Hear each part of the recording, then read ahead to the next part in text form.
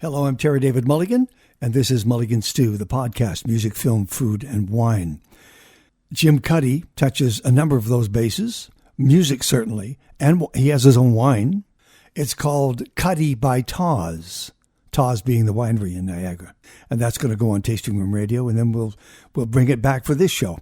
In the meantime, we're going to talk about music, specifically his new album for the Jim Cuddy Band called Countrywide Soul. It's his fifth solo album, and it was recorded in 3 days. Jim will explain. He explained to the band, you guys are really good. We're going into my barn. We're going to record this album in 3 days. 7 or 8 of the songs are songs that he wrote and that we know him for, from Jim Cuddy Band and from Blue Rodeo. 2 were covers, one from George Jones and one from Glenn Campbell, and then 2 original songs as well. When we finish this conversation with Jim, we'll run by the tour dates again for both the Jim Cuddy Band and Blue Rodeo. It's going to be a busy summer for these guys, and they're not done yet.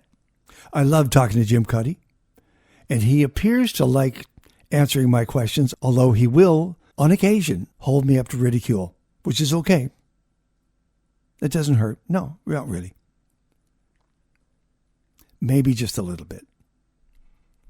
On this Canada Day weekend, it's my pleasure to welcome back to Mulligan Stew the co-founder of Blue Rodeo and co-writer of many of their songs, Jim Cuddy, and the band leader of the Jim Cuddy Band. He is a musical gift to Canada, Jim Cuddy. Are you a podcasting guy, Jim? I love podcasts, yeah. I mean, I do mostly information podcasts, although there is one broken record that I listen to that's about music. That's the Malcolm Gladwell one, which is interesting. But you don't see yourself hosting a podcast? I'd love to. Truly, I'd love to. You know, I think that the vogue in music now is to write a biography. I can't write a biography. I can't tell the truth, and it'd be my version, and too many people around me would disagree with it. But what I'd like to do is interview the interesting people in my life in a podcast. I mean, I'd rather sit down and interview Basil about his. You know, it's amazing when you sit down and compare memories, how different everybody's memories are. But compare Basil's journey through all this, or talk about people I've met throughout and interview. So, yes, I would love to do a podcast. You cross so many different paths when you guys tour, whether it's you solo or whether it's you, the band, or on any one of your commitments that you make, and you cross so many paths. It would be really cool to just pop open a microphone and talk to those people, but you're busy at the time, so it's I could create time. You know, I've always been able to create time for things I wanted to do. This album is caught me by surprise. It really did. I didn't expect. Because I hadn't followed enough to know what was coming and what you were working on. But I love your comment. I'm going to start right there because normally I don't throw these in, but this one makes infinite sense to me. We are connected by art. We are connected by what we create. That's what I wanted to capture. You invited the band, if I'm not mistaken, to very much be part of this creative process. Yeah, but this was if you go for the trajectory from finishing a record to finishing a tour, you have 2 very different musical outlets. Sure. The record is all the band serves every song. I sculpt the songs with Colin and with Tim and with everybody, but this is the way I hear the song. This is what you have to play. Then we play for a year, and all the band then reinterprets the song. Sure. So that the whole band's playing. Well, at the end of that, I think, that's an amazing band. I mean, I have to say, you don't get to play like that right away. You have to spend years honing your craft to be able to play like the players in both my bands. But I thought, I really want to do a record that showcases how well you all play, showcases your talent. So I wrote a couple of new songs that I thought would be sort of the goalposts of the style. One, a fiddle-driven song, back here again, and then one, a kind of a bluesy, psychedelic song, Glorious Day. I thought everything else will fit in between. We just went to my little farm, to the top floor of the barn, brought a truck in, and just played it for 3 days. In 3 days, we had the whole record. Yeah, and everybody knew that they didn't get a second chance. You don't have a second chance at solos. This is it. We play the song, you do a solo. If you're happy with it, we move on. We are talking Countrywide Soul, the latest release from Jim Cuddy Band. And we will talk about Blue Rodeo and tour dates and for both artists. For example, I want to give an example. All in Time. When it came out in 98, it was, here's what I wrote down. Much changed. The original was like you were running down a road. Here, you're on a stroll. You kind of got your hands in your... Oh, it's nice. It's beautiful. And the harmony just carries it. Love this. It's the Kathleen Edwards. You know what? That song, I think, is perfect example of what I tried to do with the catalog songs. I tried to change them to see if they would hold up to a different interpretation. And just in terms of meaning, that song was written about my wife and what a tough nut she was to crack. In 98, it was a lot more urgent and frequent. I mean, we'd been married a while, but you know, we were in the midst of a million kids. And so then I thought of that, I thought, I still think of it as a rock song. Now, after all these years, the whole thing is a much more mellow memory. So I think that it was a nice thematic change for the song as well. So if the songwriter changes over those years, certainly the songs must. I guess they do. I mean, they certainly the new stuff changes, but usually when you go back to a song, you do it with the same intent that you had when you first wrote the song. I've never had the opportunity to reinterpret songs. I never even thought about it. And so it was just an interesting experiment. Some songs didn't change. Some song I wrote for my daughter, Everybody Cries, is just a different version, is different instrumentation, but it's exactly the same intent. And then some changed a lot. Some changed a lot because time has passed, and the story of the song is viewed differently now. That was back in 98. Of course, Everybody Cries from All in Time. There's piano in there now. Is that Devin? No, that'd be Steve O'Connor. Okay. And Steve O'Connor, we all were in one room except Steve was in the house. Yeah. And the house is probably, 200 feet from the barn, and that's where the piano is, and we couldn't move it, and it sounds great. So he was wired right through the doors and through the windows, and down in the basement, we just had him on our little speakers, and he was a great contributor even from that distance. The album graphics on the front of Countrywide Soul have a barn and then an old television set. That's obviously a stunt barn. That's not your barn, because that barn is... No, that's a stunt barn. You know what? I wanted to get a picture of my barn. That was exactly what I wanted. I knew I wanted this color TV with rabbit ears and then the rural setting, but it was never empty. My barn was never empty, so I couldn't get the picture. So we pulled one up, and obviously my barn is fully, it had to be dry and fully made. So. Here's what I noticed with my limited skills. One is that the vocals jumped straight out, that they were not mixed back like the originals. Vocals are bright and beautiful, and I can hear every word. I can hear all of the lyrics all over again.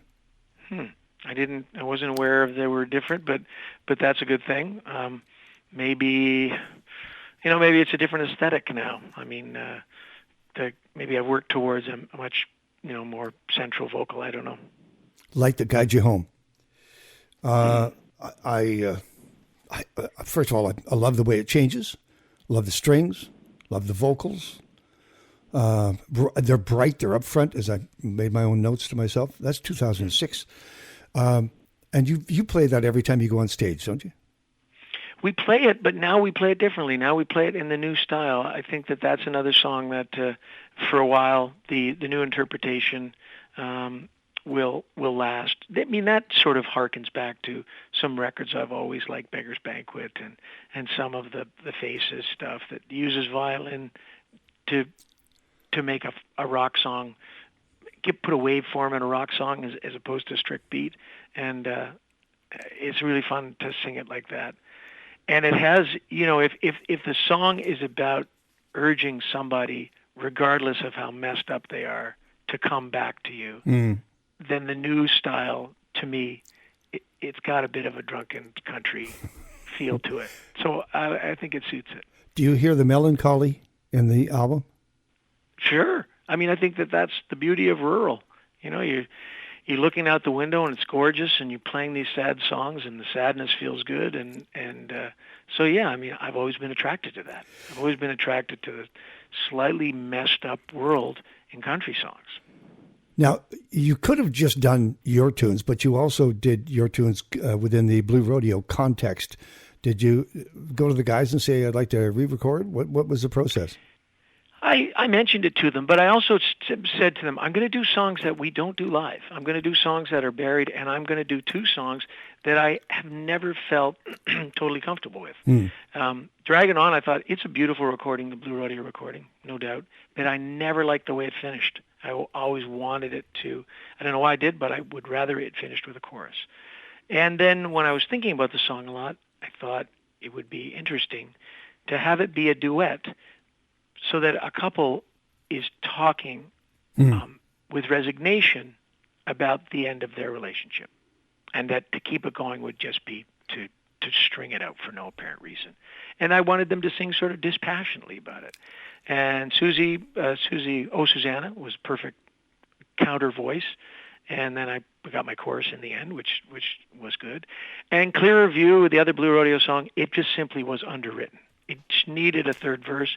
It was suggested to me by somebody, a dear friend, who's no longer with me. So I felt like I would honor his memory by writing a third verse that was about him and about the urgency of staying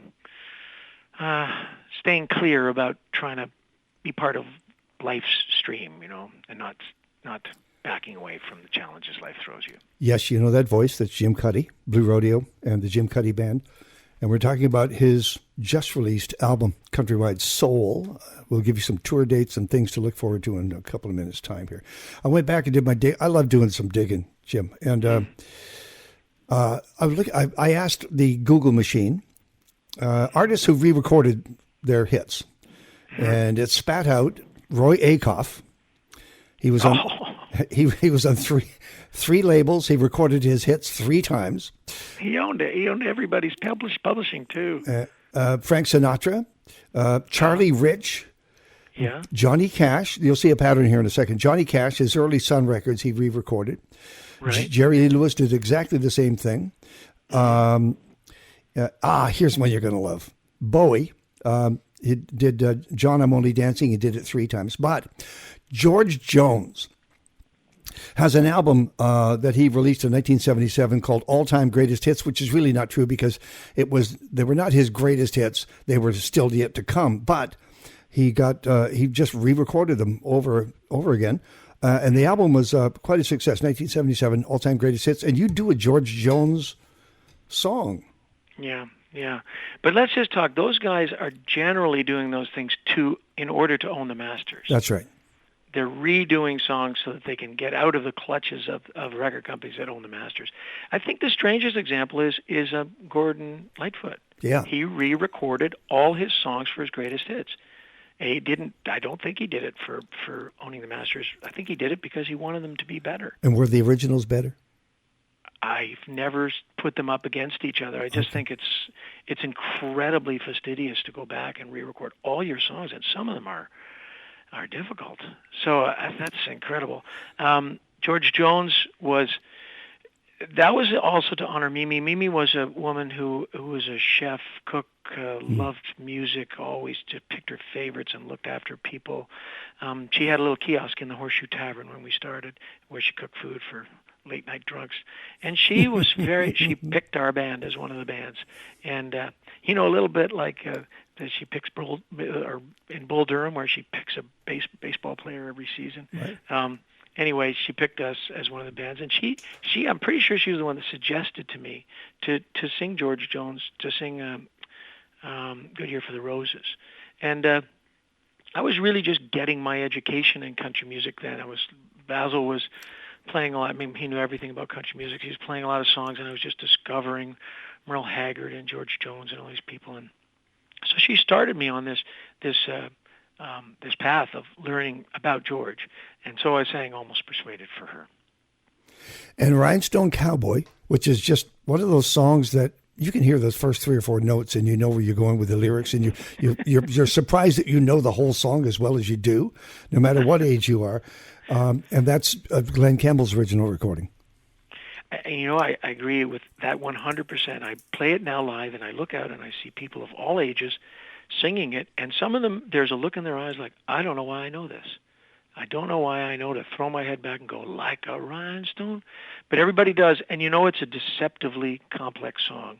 It's got a wide range for singing, and the chords are they seem very simple, but they're not. It's a slightly complicated chordal structure, and it's a great story. So I think it's a real gem, that pop song. Many of these songs are going to be someone's favorite song, and all of a sudden they're going to hear a different version of it. I kind of wonder what internally what happens to someone who's kind of set on one song. They hear a different version, and they go, "Well, why did you mess with that?" But you have to move on. I mean, you live with these songs day in, day out.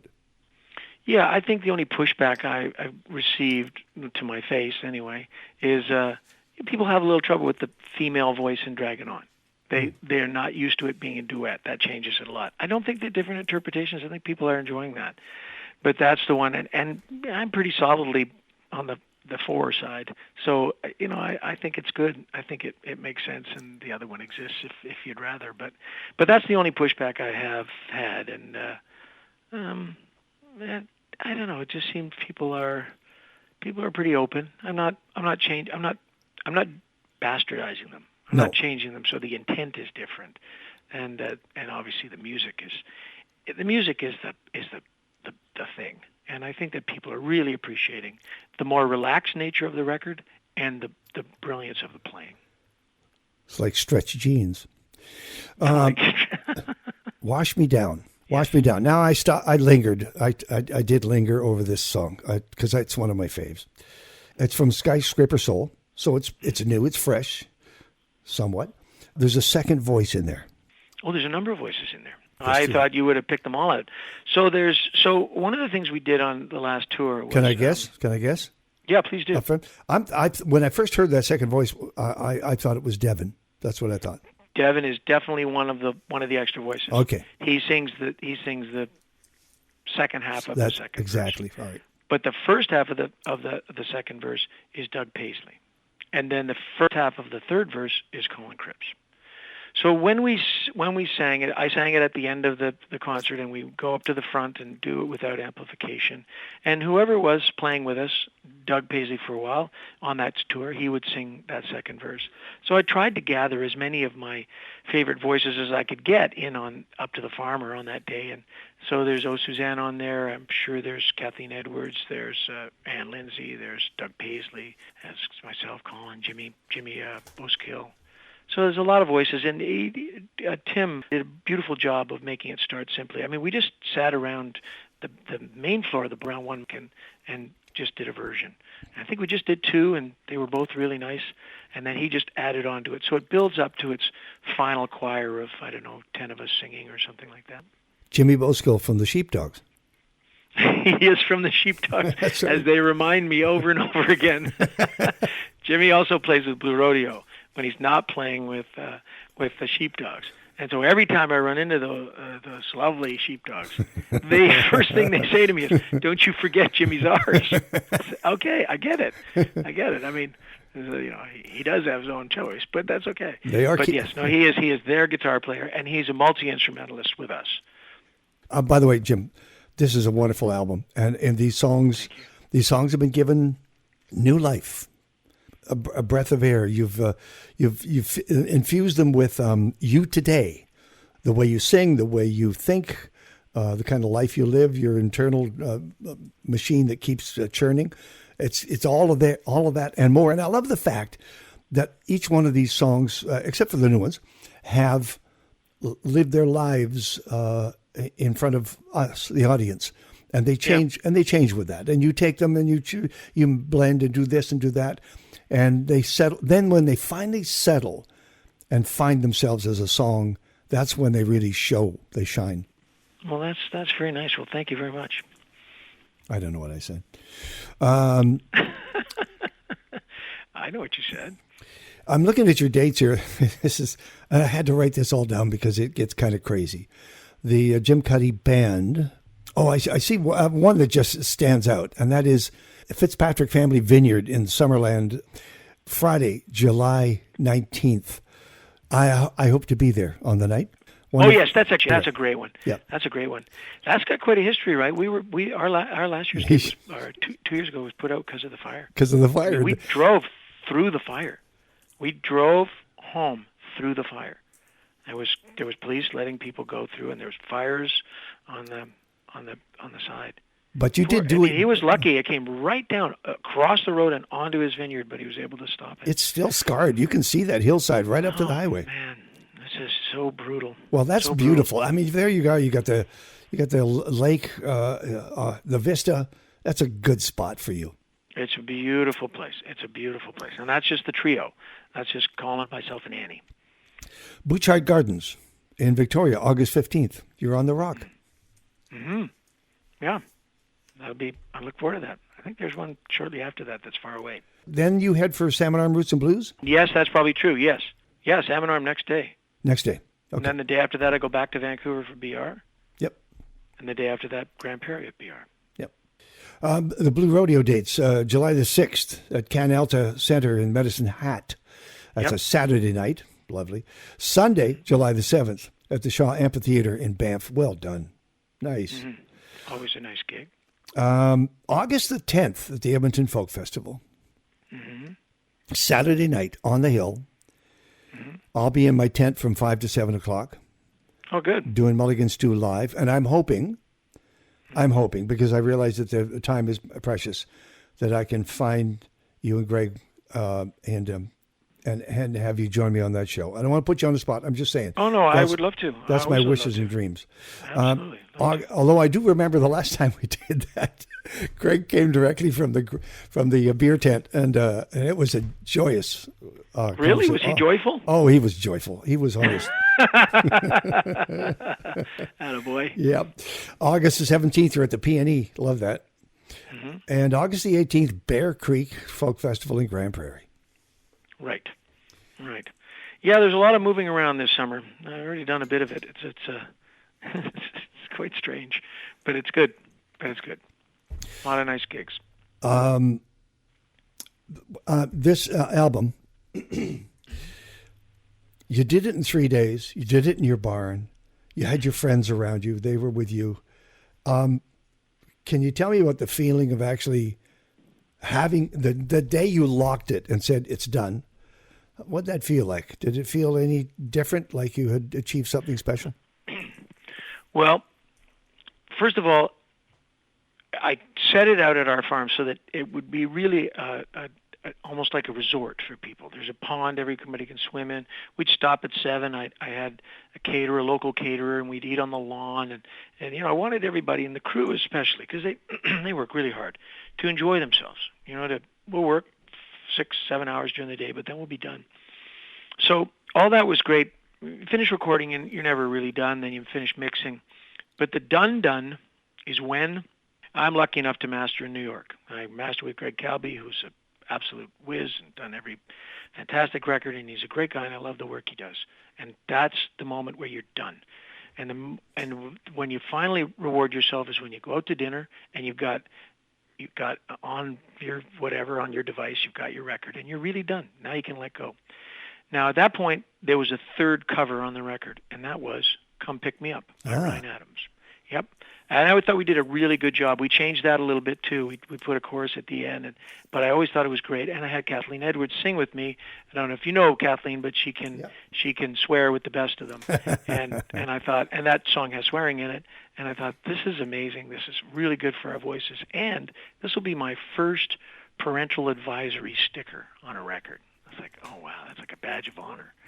And then, as I was sitting down to dinner to enjoy the release of having to work on the record, I got a text from our manager saying, this is what's going to appear in the New York Times tomorrow morning. And that was the whole exposure of Ryan Adams' behavior. So immediately we had to take that off the record. So I didn't really get 5 minutes to enjoy the the release. But of course, those things happen, and I think that was an interesting thing, and we do have that version tucked away somewhere. And it's not as if we could even hide the fact that it was Ryan Adams, because he was named as Ryan Adams of Come Pick Me Up fame. Ah, yeah, okay. But I mean, I don't have a problem with that. I want to be sensitive to any victims of that kind of abuse, so that was no problem. And of course now I just got yesterday a test pressing of a single which was being made up for Record Store Day, which had to be pulled as well. Yes. So I have this little single that never saw the light of day. I didn't mean to shortchange the two new songs because I kind of got hung up on the songs that I had grown up with and was familiar with. Tell me about Glorious Day. Glorious Day was meant to be a bit of a psychedelic awakening, that the character in the song wakes up fully clothed, hungover, and just feeling wretched, and ultimately ends up going outside and just being presented with this beautiful, sunny day. And sometimes you would like to think that the virtues of nature's beauty helps you rise above your sorrows. And that was meant to be a bit of a guitar violin contest. Jimmy Boskill and Colin Cripps playing off each other, and then Annie leading it, and then Steve O'Connor on the keyboards. I just sing a little story and then let them go at it. And that was just brilliant. It was brilliant listening to it, just being in the room and listening to them go back and forth. And that's what they played. There's no touch-ups on that, so that's what they played. And the other was Back Here Again. Back Here Again was written sort of an East Coast story, a crazy guy taking the train to the East Coast to rekindle an old flame, and saying that how bad can it end? Well, it can end really badly, and that's a very terrible plan. But I wanted it to be a fiddle-driven song. I think that Ann Lindsay is such an enormous talent, and often she's the one shortchanged on records.